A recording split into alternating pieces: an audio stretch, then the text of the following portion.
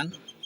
Hello everyone, welcome back to my YouTube channel Hindi परीक्षा इसके। तो आज की इस वीडियो में हम लोग धोखा चैप्टर को लेकर आएंगे, जो कि इससे पहले वाली वीडियो में हम लोगों ने यहाँ तक देखा था। आज हम लोग देखने वाले हैं यहाँ से। ठीक है, तो लेट ना करते हुए वीडियो की स्टार्ट करते हैं और देखते हैं MHD 4 का धोखा चैप्टर के निबंध है। ठीक है, कहा गया है कि हमको वास्तव में इतनी जानकारी भी नहीं है कि हमारे सिर में कितने बाल हैं। वो एक मिट्टी के गोले का सिर कहाँ पर है, किंतु आप हमें बड़ा भारी विज्ञ और सुलेखक समझते हैं तथा हमारी लेखनी या जिह्वा की कारीगरी देख देख कर सुख प्राप्त करते हैं। देखो, कहा गया है कि हमारे शरीर में कितने बाल हैं, किसी भी इंसान से अगर पूछ दिया जाए तो उसको ज्ञान ही नहीं है इस चीज़ का। ठीक है ना, बोलेगा ये कैसा सवाल है। लेकिन अगर बोला जाए कि मिट्टी के गोले का समान है, माटी के गोला जिस तरह से होता है उसी तरह से हमारा एक सर है, वो कहाँ पर है। लेकिन हमारे जीभ हैं, हमारे हाथ हैं, इन सारी चीज़ों को मिलाकर जब हम अच्छी लिखावट लिखते हैं, अच्छी लेखनी लिखते हैं, जब हमारी जिह्वा को मीठे आवाज़ में बात करना आता है तो लोग इससे सुख प्राप्त करते हैं। विचार कर देखिए तो धन, जन इत्यादि पर किसी का कोई सत्व नहीं है। अगर अच्छे से विचार करके देखेंगे तो आप लोगों को मिलेगा कि धन और जन मतलब पैसा और लोगों पर किसी का भी अपना कोई अधिकार नहीं है, कोई अपना स्वत्व नहीं है। इस क्षण हमारे काम आ रहे हैं, क्षण ही भर के उपरांत न जाने किसके हाथ में वो किस दशा में पड़ के हमारे पक्ष में कैसे हो जाएं। और मान भी लें कि इनका वियोग कभी ना होगा तो भी हमें क्या। देखो, कहा गया है कि अगर पैसे की बात करें तो अभी हमारे पास है, कुछ देर के बाद वो किसी और के हाथ में होगा और उसको लेकर हमारे मन में कोई दुख भी नहीं होगा। अगर कोई इंसान है, अभी हमारे पक्ष में बात कर रहा है, कुछ देर बाद हो सकता है वो किसी और के पक्ष में बात करे। मान भी लें कि इनका वियोग कभी ना होगा। चलिए मान लेते हैं कि इन सारी चीज़ों का कभी लेकर हम लोग इसके बारे में ज़्यादा नहीं सोचेंगे, उसके लिए कभी रोएंगे नहीं। ठीक है, कभी ना होगा तो भी हमें क्या, इससे इन सब से क्या लेना देना है।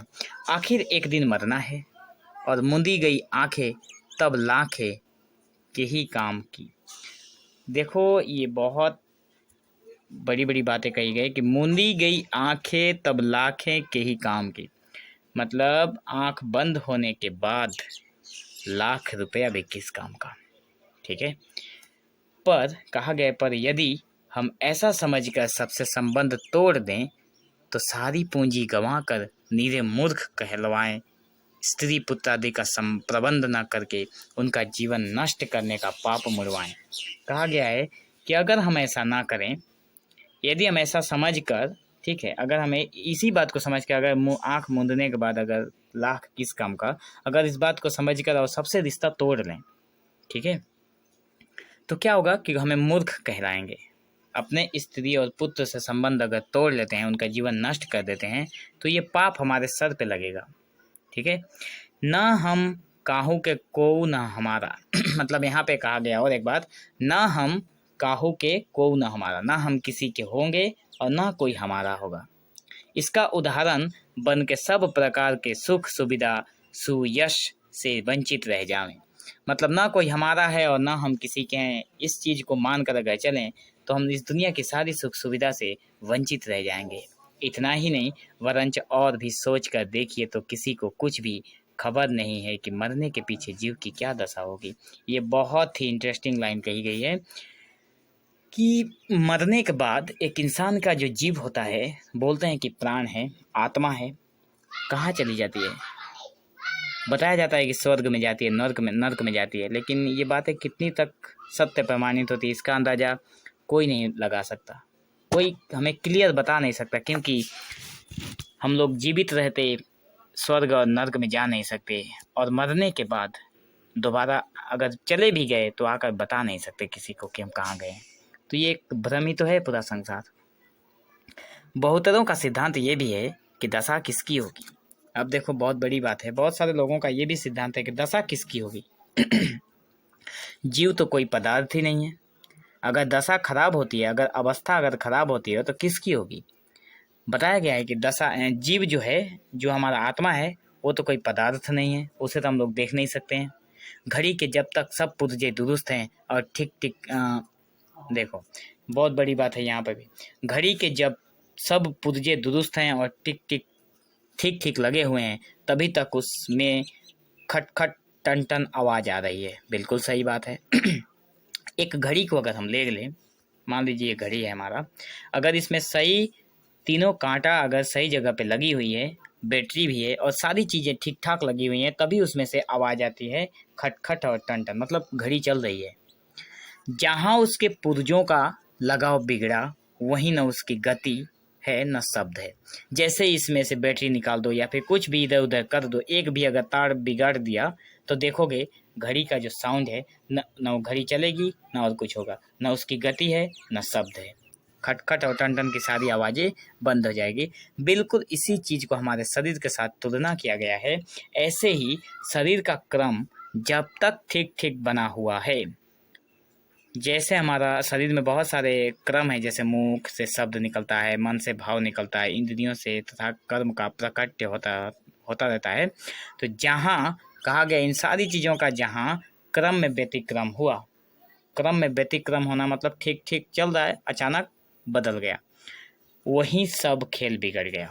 ठीक है, बस फिर कुछ नहीं, कैसा जीव कैसी आत्मा।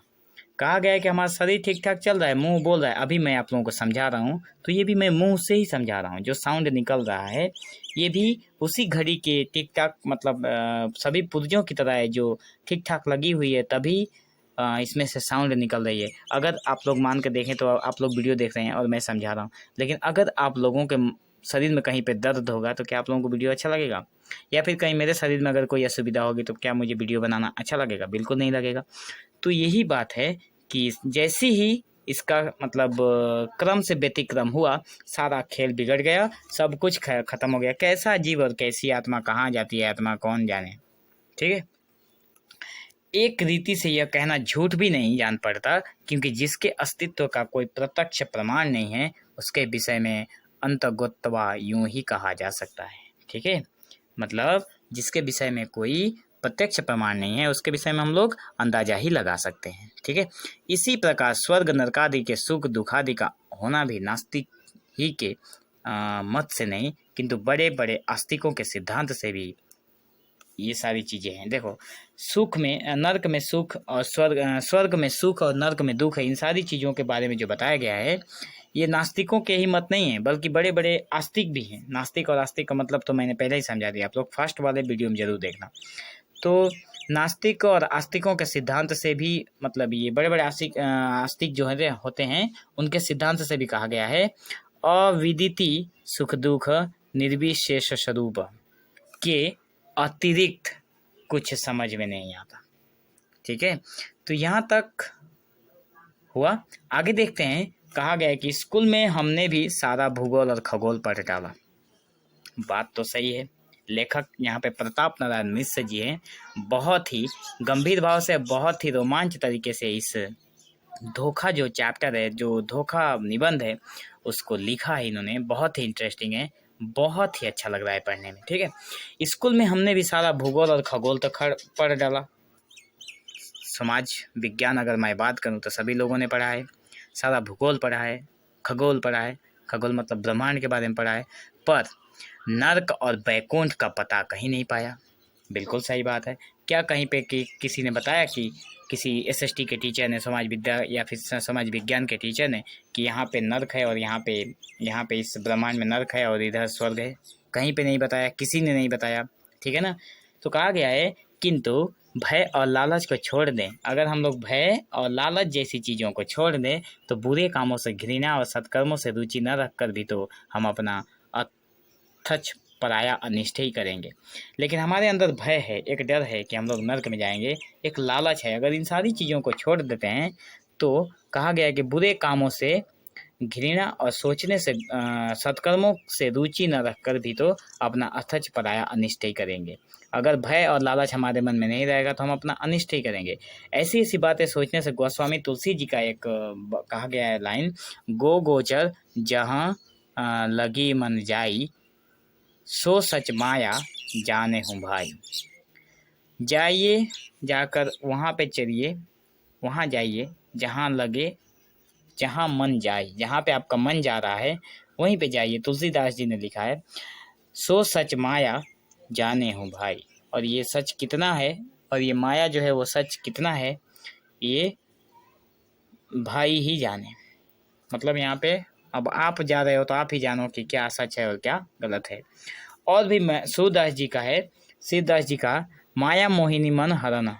माया मोहिनी यहाँ पे बताया गया है कि माया मोहिनी जो है वो मन को हर लेती है। कहना प्रत्यक्षतया सच्चा जान पड़ता है, फिर हम नहीं जानते कि धोखे को लोग क्यों बुरा समझते हैं। इतना समझाने के बाद प्रताप नारायण मिश्र जी कहते हैं कि सब कुछ संसार में तो धोखा ही है, फिर भी आप लोग धोखा को क्यों बुरा समझते हैं। देखो वो बात लिखी गई है कि धोखा खाने वाला मूर्ख और धोखा देने वाला ठग क्यों कहलाता है। क्यों कहते हैं कि किसी व्यक्ति ने हमें धोखा दे दिया है तो हमें ठग के चला गया है, और मैं धोखा खा लिया हूँ इसका मतलब मैं मूर्ख हूँ इसलिए धोखा खा गया। जब सब कुछ धोखा ही धोखा है और धोखे से अलग रहना ईश्वर की भी सामर्थ्य से दूर है, तब धोखे ही के कारण संसार का चरखा पिन्न पिन्न चला जाता है, नहीं तो ढिच्चड़ ढिच्चड़ होने लगे। क्या बात लिखी है, ठीक है। वरंची रही ना जाए तो फिर इस शब्द का स्मरण और वह श्रवण करते ही आपकी नाक भौं क्यों सिकुड़ जाती है। अगर ये बात सच ना होती तो जो संसार का चरखा है वो पिन्न पिन्न चला जाता और नहीं तो ढिच्चड़ ढिच्चड़ होने लगता। मतलब अगर धोखा ना होता तो बहुत सारी चीज़ें इस धरातल पर नहीं होती जो कि धोखे में फंसकर ना जाने कितने सालों तक चलती रहती है। आगे कहा गया है कि इसके उत्तर में हम तो यही कहेंगे, मतलब यहाँ पे कहा गया है कि अगर ये शब्द का स्मरण, मतलब ये जो धोखा शब्द है इसका स्मरण और श्रवण मतलब खुद याद करना और इसको किसी के मुंह से सुनते ही आपका जो नाक है वो सुकूड़ क्यों जाता है, इसका जवाब में बताया गया है कि इसके उत्तर में हम लोग यही कहेंगे कि साधारणतः जो धोखा खाता है वो अपना कुछ न कुछ गंवा बैठता है, और जो धोखा देता है उसकी एक न एक दिन कलई खुले बिना नहीं रहती है। और हानि सहना व प्रतिष्ठा खोना दोनों बातें बुरी है जो बहुधा इसके संबंध में हो ही जाया करती है, ठीक है ना। तो इतना बात कहा गया है कि जो व्यक्ति धोखा खाता है उसे दुख लगता है, और जो धोखा देता है उसकी भी एक न एक दिन पोल खुल जाती है किसने किसी को धोखा दिया था, ठीक है। तो ये वीडियो भी थोड़ी लंबी हो गई है, लेकिन कोई दूसरा रास्ता नहीं है क्योंकि वीडियो बहुत लंबी हो जाएगी और चैप्टर बहुत बड़ा है, ठीक है। तो इसका जो नेक्स्ट पार्ट है उसको हम लोग तीसरे नंबर पार्ट में यहाँ से देखेंगे, ठीक है। यहाँ तक ख़त्म होने के बाद यहाँ से हम लोग इसके तीसरे नंबर पार्ट में देखेंगे। आप लोग वीडियो को ध्यान से सुनिए और ताकि MHD04 धोखा जो है, धोखा चैप्टर अच्छे से समझ में आए, धोखा निबंध जो है, ताकि आप लोग एग्जाम में किसी भी तरह का अगर सवाल यहाँ से पूछा जाए तो आप लोग बना सकते हैं। सो मिलते हैं हम लोग इसके तीसरे नंबर पार्ट में। So thank you for watching this video. Have an awesome day.